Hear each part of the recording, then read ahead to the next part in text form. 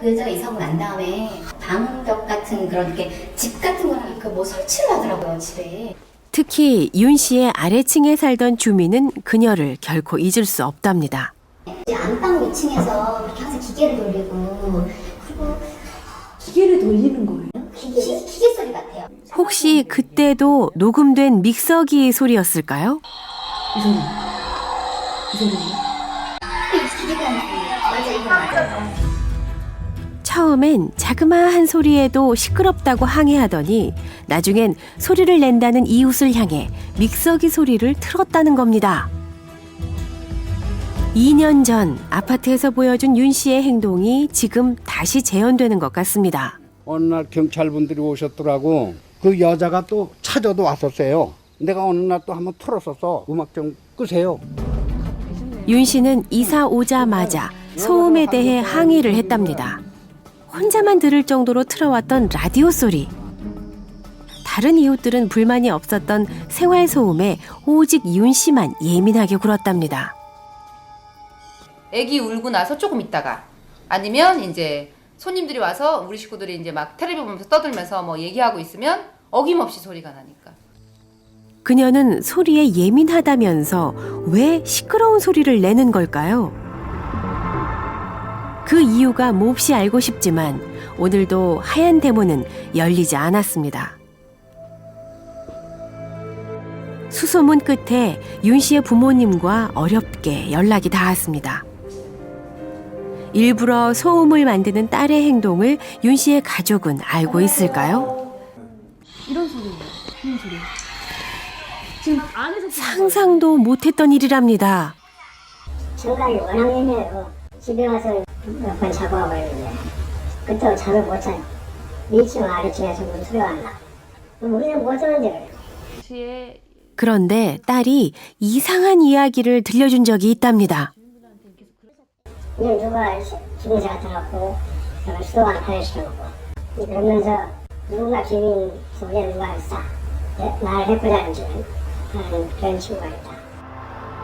이사를 온 후 누군가 일부러 윤 씨의 현관 앞에 죽은 새를 가져다 놓고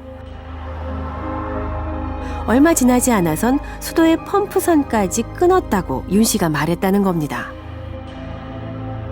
주민들의 지시라며 무척 두려워했다는데요.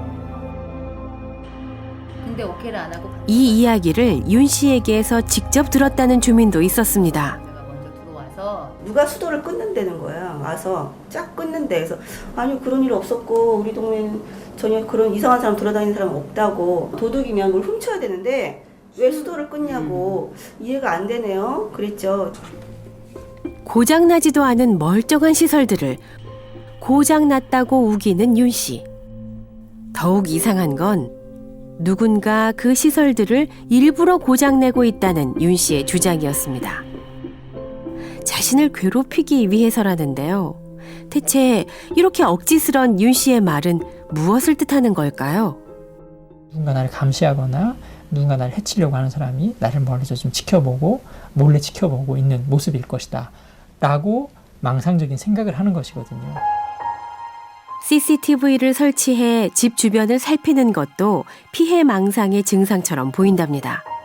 그런 경우 내면의 불안이 너무 커서 주변 사람들의 작은 행동 하나도 자신을 위협하는 뜻으로 받아들인다는데요. 특히 윤 씨의 경우 소리에 민감하다 보니 남들이 내는 일상적인 소리도 자신을 해치는 것으로 느낀다고 전문가는 진단합니다.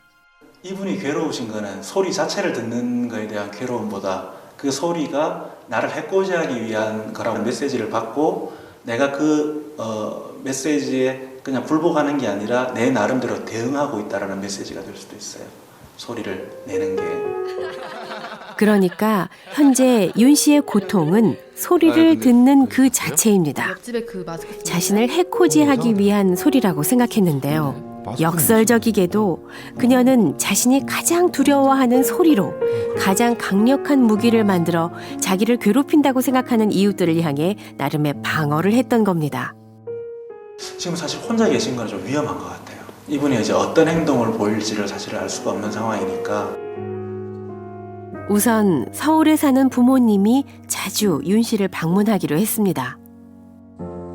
그녀를 하얀 대문집의 수상한 이웃으로 보는 주민들의 시선도 앞으로는 바뀔